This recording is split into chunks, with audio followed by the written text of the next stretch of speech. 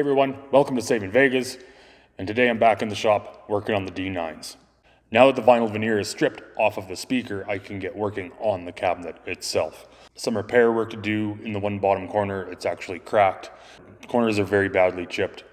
I'm going to have to fill those in, sand them out nice and flat. The screw holes for mounting the woofer are completely stripped out, and those need to be filled in too. So when I'm putting the speaker back in, it can go back in nice and tight. Now I've got to worry about it stripping out again. Also inside, lots of work I'm going to be doing, upgrading a little bit of the bracing. 2 braces that are in here already have come loose. I will be pulling those out, putting them in actually in a different spot where I think is a little bit better, and then also adding another one as well. I'm also going to be adding bracing on every inside corner of the cabinet, so those will be glued and will help hold everything together, especially when you get coming around this big 15-inch woofer that the D9s come with. So it's very important that that part of the cabinet is reinforced so you don't end up with any cabinet rattle in the future. Basically in this video, I'm going to get everything done and ready for the vinyl veneer. And then when that shows up, I'm going to be installing that. So basically before I can get really started on it, I kind of want to just get everything out from the inside. These braces here, these braces can come out. They're already loose. I can kind of wiggle them around. As you can see down here, that these braces have already come loose. So that is going to cause some cabinet rattle. So I want to pull those out, clean the old glue off of them. I will be reusing these braces. I'm actually just going to be moving where they go. I'm actually going to be putting one here. I'm going to have one here as well. And then have another one coming across. Just kind of help tighten everything up. But the braces got to come out. The port's got to come out. Yeah, just really getting at it with these and make these as new as possible and ready for some new veneer. This one's gonna need lots of attention and try to figure out how I'm gonna clean this up. But let's get to it.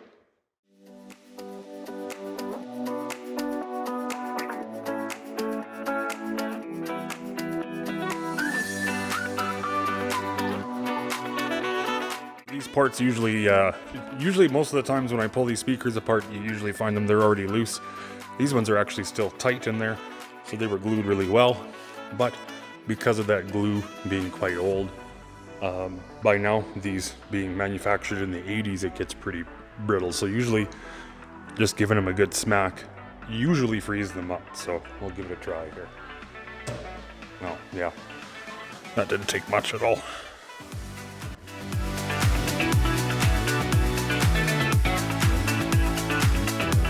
Well, now that we got everything out, let's take a look inside.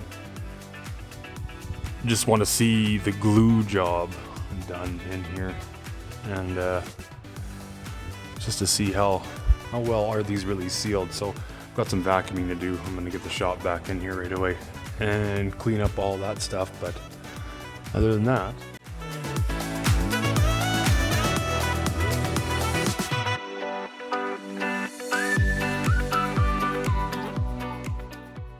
so this is the worst of it here, this crack. This is the first thing I'm going to get to. Now that I got everything out of here, make sure that I will be able to save this, because you know what? It might just end up that I have to replace the whole front face of the cabinet on here, and I really hope I don't have to. I will be using my Dremel to dig in along this crack. I want to kind of get in between the 2 pieces of wood, because the product I'm going to use to seal these 2 pieces of wood back together, I would like it to soak into both sides of the wood, and then whatever this kind of wood filler I think is all they really used here. I just want to get all that out of here. My Dremel here is going to be my weapon of choice for this, with a cutting bit in here. So I'm hoping we can just kind of get this in enough, kind of get in along there and just kind of open this up. Yeah, we'll see how this goes.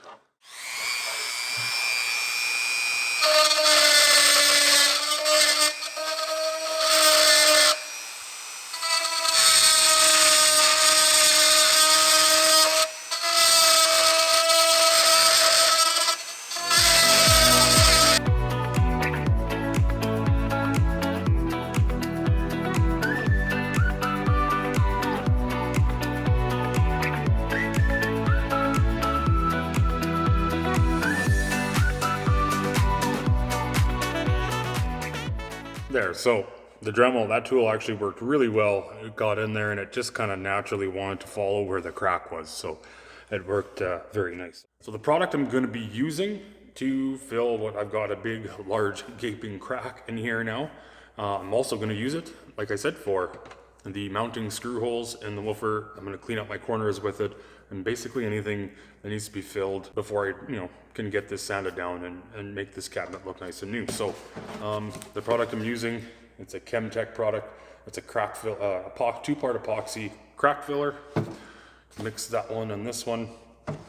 It's probably pretty overkill, but when I did my shop floor, I did the epoxy floor coating on my shop. I had all the cut lines in the concrete. I had to fill those in before we could lay the nice epoxy floor on top. So this is the 2 jugs I bought from that, and I had lots left over. So, well, this is a perfect use for it, and it makes a really good bond to the wood that way, and that's why I opened that crack right up. I want to get the old wood filler out of there, and when I pour this in there, it is going to bond extremely well. I like to have everything prepped, ready to go before I start pouring in there, so I can kind of do everything with one batch, otherwise I'm wasting. I'm going to be using, because when I'm going to pour this epoxy, it's going to be quite thin, and that's what I want, because I want it to soak in, like I said, but you have to hold that and contain that somehow without it going all over the place. So for these corners, I'm going to have to get some tape on here.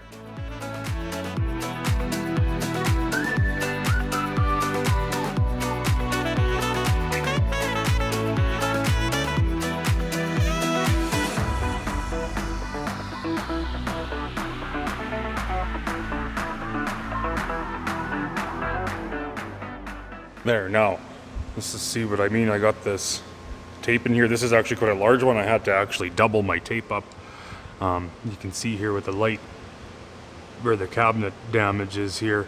I make sure I got it pinched nice and tight at the bottom so the epoxy doesn't come dripping out. And then make sure I've got the tape bigger than the corner is going to be. So when I pour the epoxy in there, it's actually going to be larger, and then I just got to come in and sand it down, and then also fill all these holes. So I'm going to go ahead right now and start getting tape on here.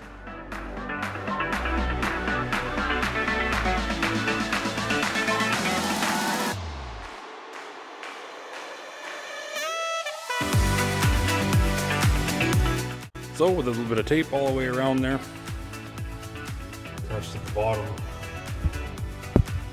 to stop the epoxy from dripping through to the inside, and then having it long at this end is going to help stop it if I pour a little bit too much coming and rolling off into the cabinet.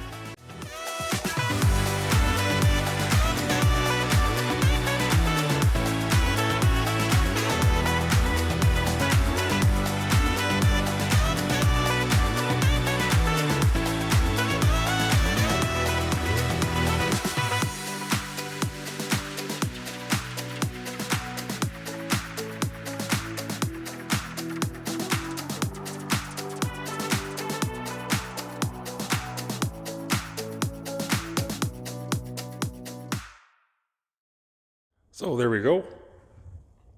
This one I may have got a little excessive with. There's going to be a lot of removing of material here when I'm done, but the biggest thing is as long as where the epoxy poured is higher than the cabinet, it will be able to be sanded down to a perfect corner. Okay, now all this stuff is set. I can start taking the tape off and see how this epoxy turned out.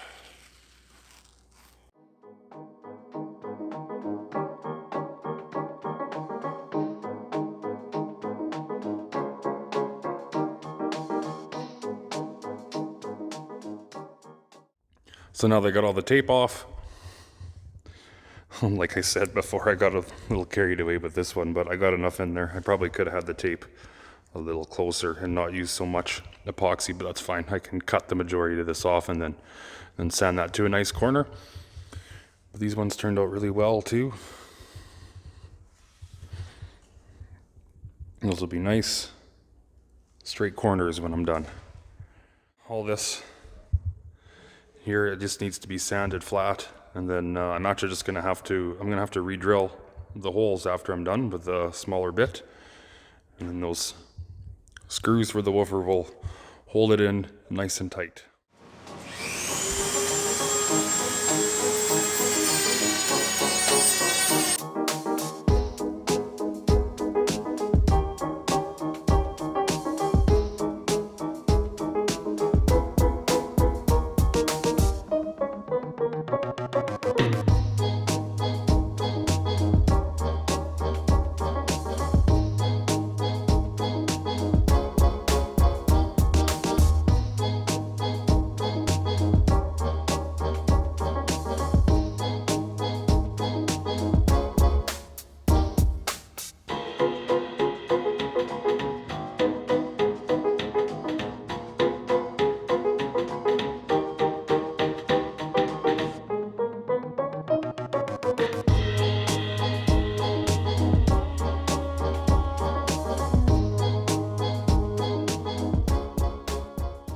So, and just like that, all the holes are filled.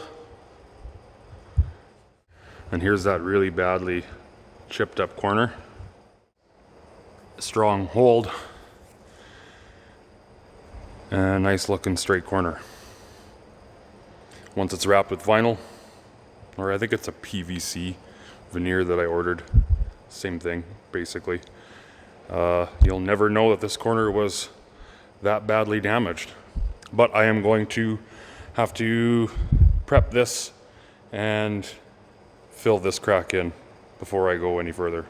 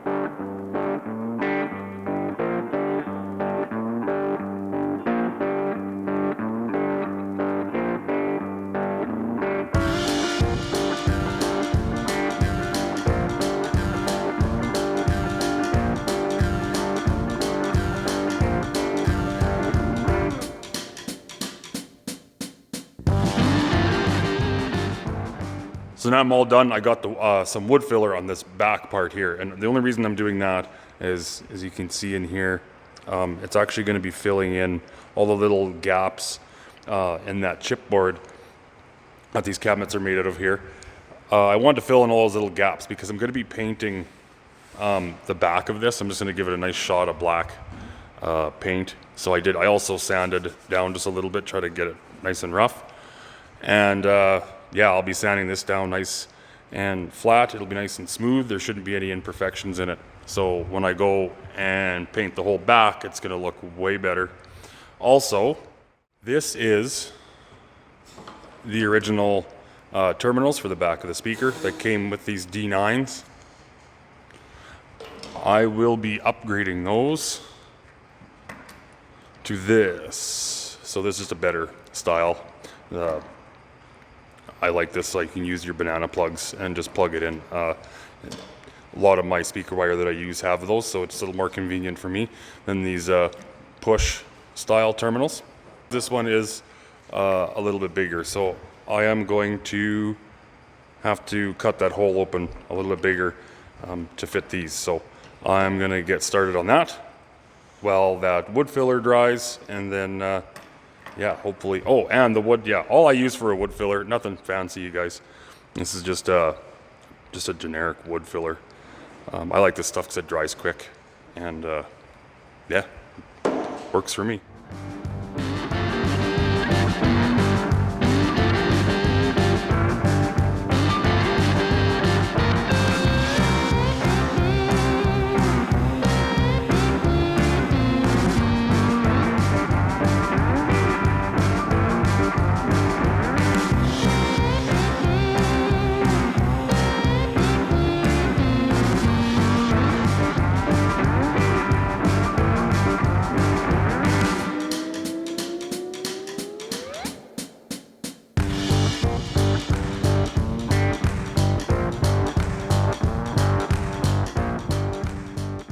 Okay, now that I got the newer speaker terminal fitted to the back of the cabinet, all my wood filler that I put on the back is now dry, so I'm going to give that a quick sand, and then I'm going to move on to the inside and get working on the bracing.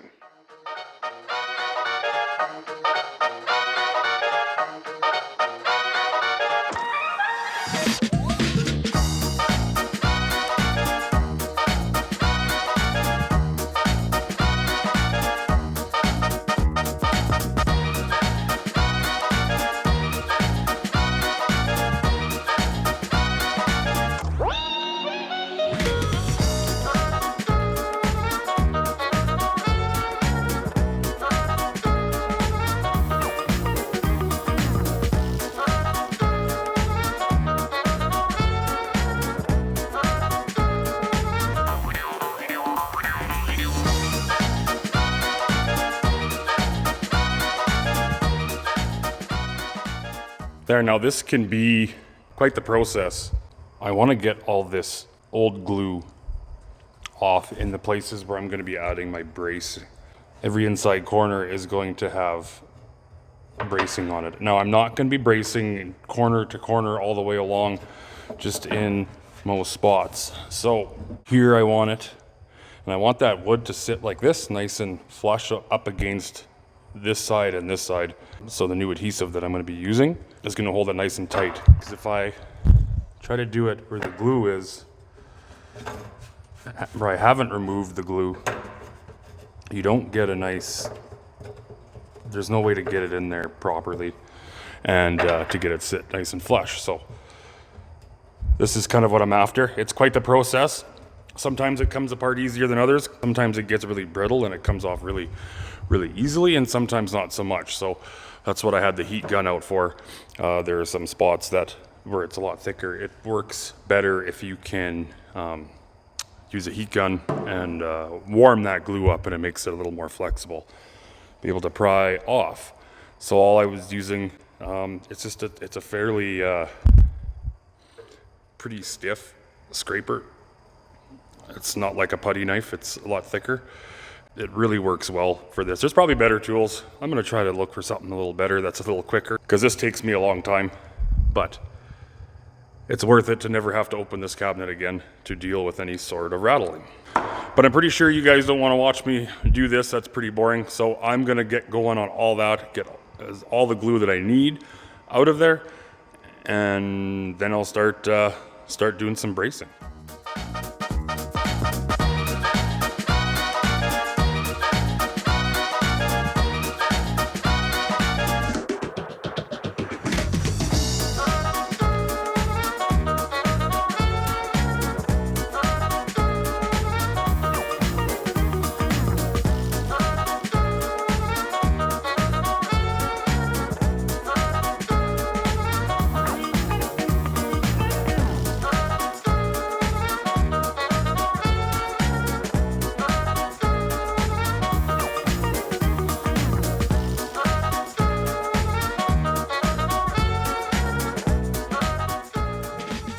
Now that I got all the bracing added on the inside corners of the inside of the cabinet, I want to get to the bracing that I pulled out before I started all this work. I want to put those back in.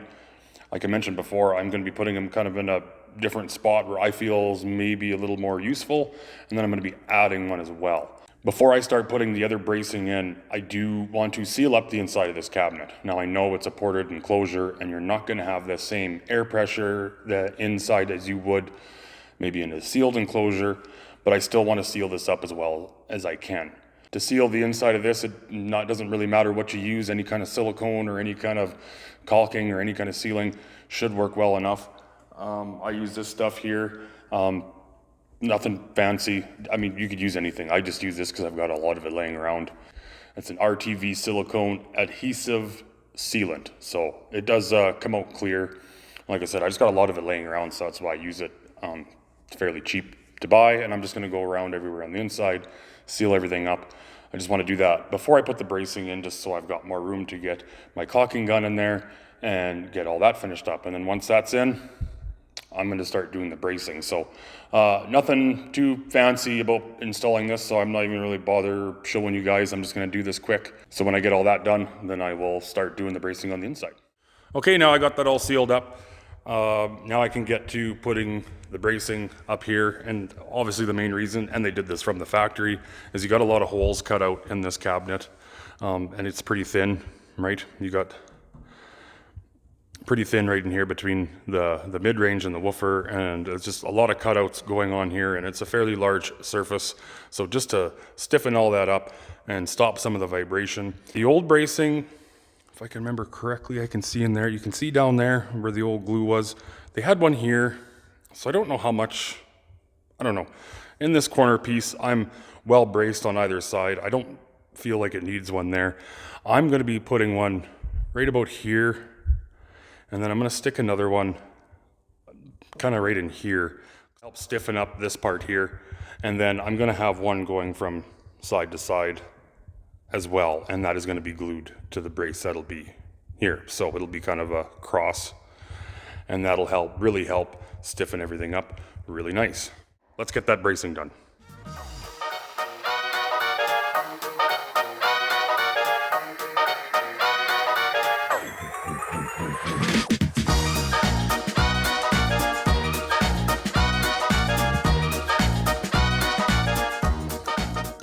There, now I got all the internal bracing is now finished. It's all sealed up, ready to go. The last thing now I'm gonna do, you know what, I might wait. Nope, I'm gonna put the ports in. So I'm just gonna simply use the same PL Premium glue, give it a shot, and stick those in. But to do that, I am going to flip it on its side because then it's easier. I wanna make sure that the ports, because they are exposed from the outside, I wanna make sure that they're gonna be flush with the back of the cabinet. I can get those in while all this dries, and yeah, that's pretty much gonna do it.